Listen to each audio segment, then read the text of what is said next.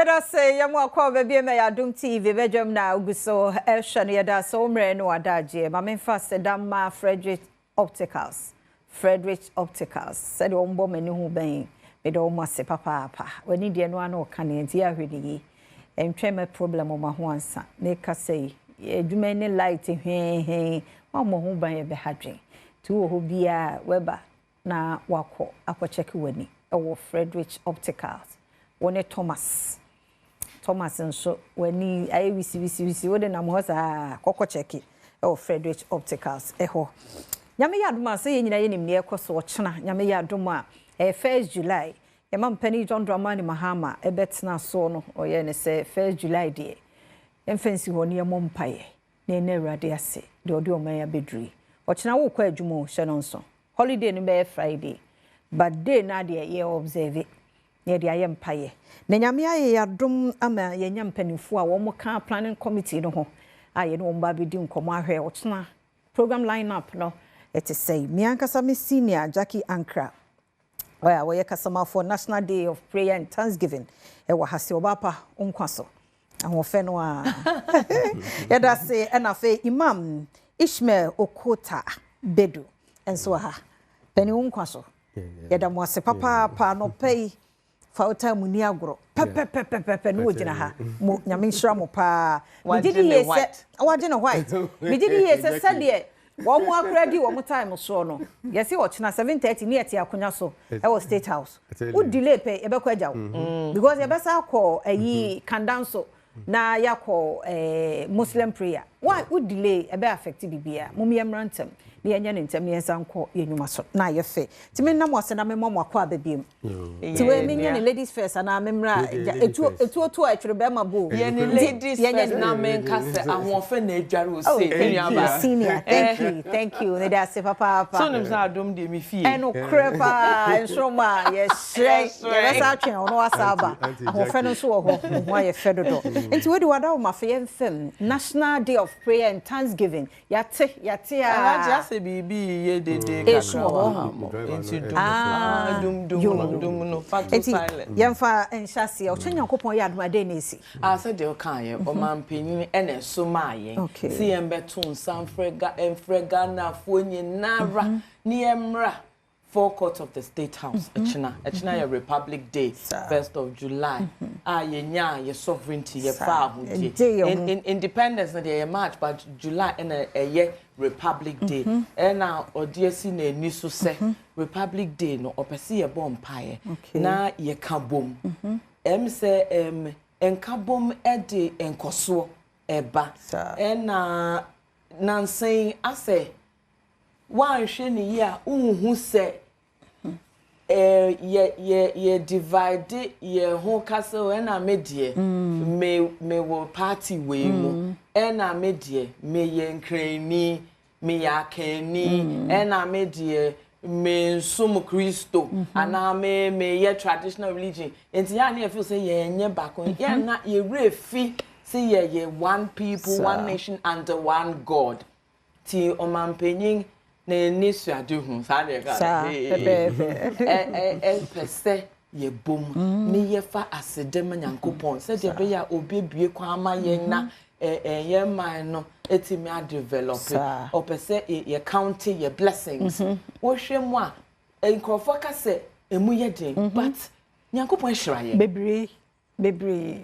na o dream de wakoma hape no na ore fidie okra e wo wonsem but ye wanyama bebrea nyame e de radiasie enti ye theme ya fa for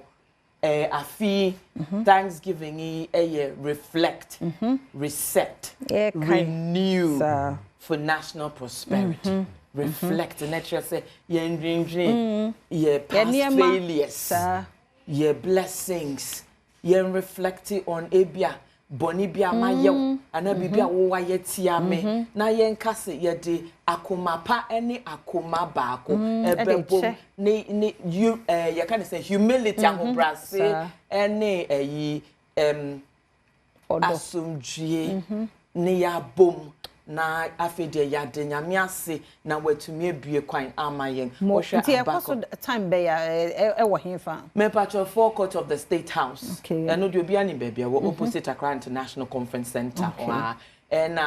arrival of guests 7 year person be at nasi because omampanyin are very punctual by 8 o'clock na wa bedru ho na ye de hwehwe so anu no nti ye person obi a baby ni etnasi na eja ye nyina me aye sa nti by 7 there no obi antenase me patro by 7 there no obi antenase the planning committee there by 5:30 kra na na mo kwara am say mo na ye na sa mesa ba ho bi me kwa alaji hoyi nyame ya adom a na se ye wie anopa e Christopher de no a tambe na nkremo nso ye hia ye de no ye dan nyame ase ye fa asedama ewari nyakopon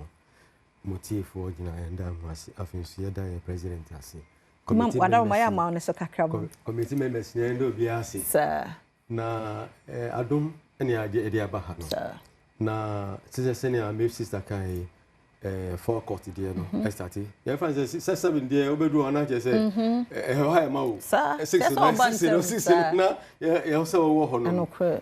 president beba around 7:30 8 no ya shase sir say be wie be 10 o'clock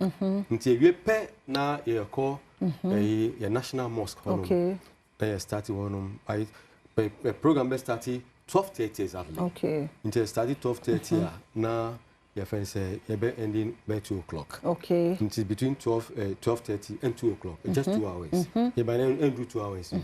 Na yeah, short program. Okay. Sesenia your sister kan you know. Nyakopon aya dum bebre. Sir. Na o danya mi ase na o de bi aka wa mo. Sana Bible ne kan, sana Quran so kan. Na oti wana se nyakopon eye bibi ma ona se wana na se on fa bi nka ho na ifi kra se minchowa no a wo de toto ya ye ho a imam a chemade na ma na se wasa chemade wa na se obaga se na ni pa yi basa wo da na se no hu se afena ni aso ade am yeye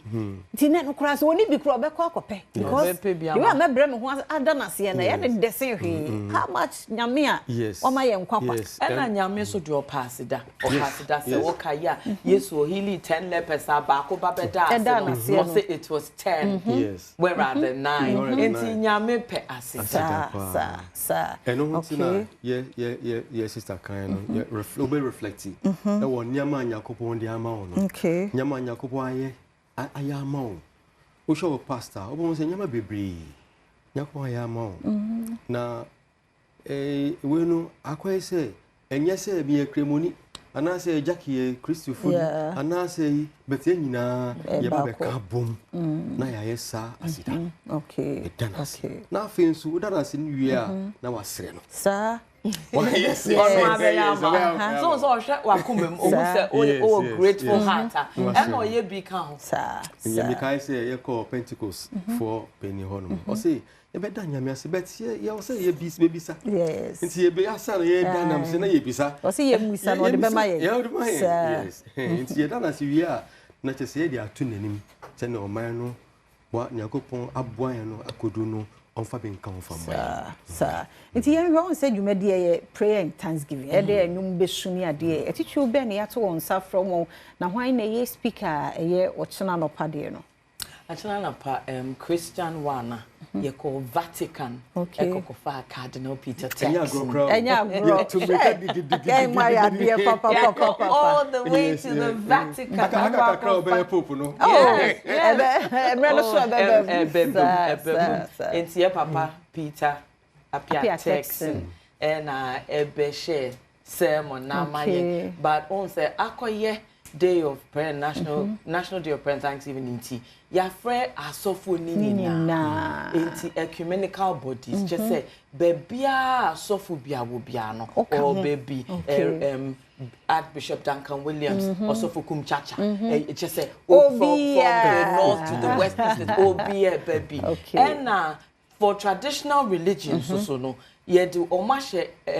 your traditional rulers enti ya invite ahemfo no said you be a mobile represent traditional religion enti e hoso so no ya cover ho and na ye free hoso ye beko Muslim praise and worship Benesansa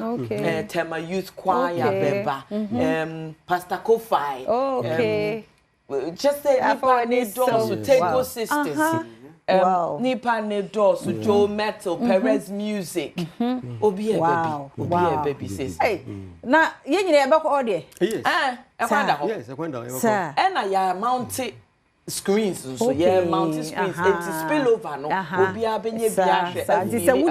hwe across the road yeah mounted screens bebre na ebe live o ye channel issue ebe live because other regions no be kwa eba set up e wo hono e china napa yeah yes set up wo ba hwa efe ye red gold green na wa wo he dia oh sis efe nyame aye bi o because obi koto aba ye wie de na asie bas ye timi akoto aba ya kire ya dwene na bibia ye smooth abedru ha na ye akoda na democracy but ye si what Togo yes nyame aye ade patwa ye nko president kan say aba na ye to ye no ohwa enye onu ankasa enye omo ahode enye ndisi ahode na ndisi di win party no but nyakopon Adom no ma winning nti no this area no etu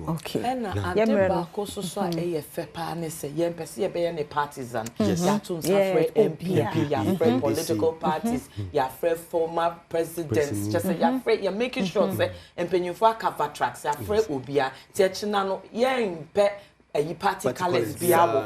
obia nshe white white sign of victory yeah white nya banya beda ya nyankopon ase nya hwe say or the ye be kompempenso obia be ka say Ghana is the gateway to Africa and okre mena mo say na cha nyankopon ya adomonto nsuo pamu ye so ahomachi na nti wiem e ma ye da mo say papa nti o chena ebi a wo hwe o western north no ne ade untume ma o chana ne na ha ya that's right e be ye no bia hunu ye hia no ugidie so de beta ato obabi awo bibia nso be ye kama ewrade ode ya sase no ode ye bewi me de afia amankwa tamaklo o chena kayo National Day of Prayer and Thanksgiving ebe koso o maimo tie nyina ye mfe hu hyem efie kura na wo na wo mpia hye white ye nkunimdifo de wo be ye na be reflect ye da say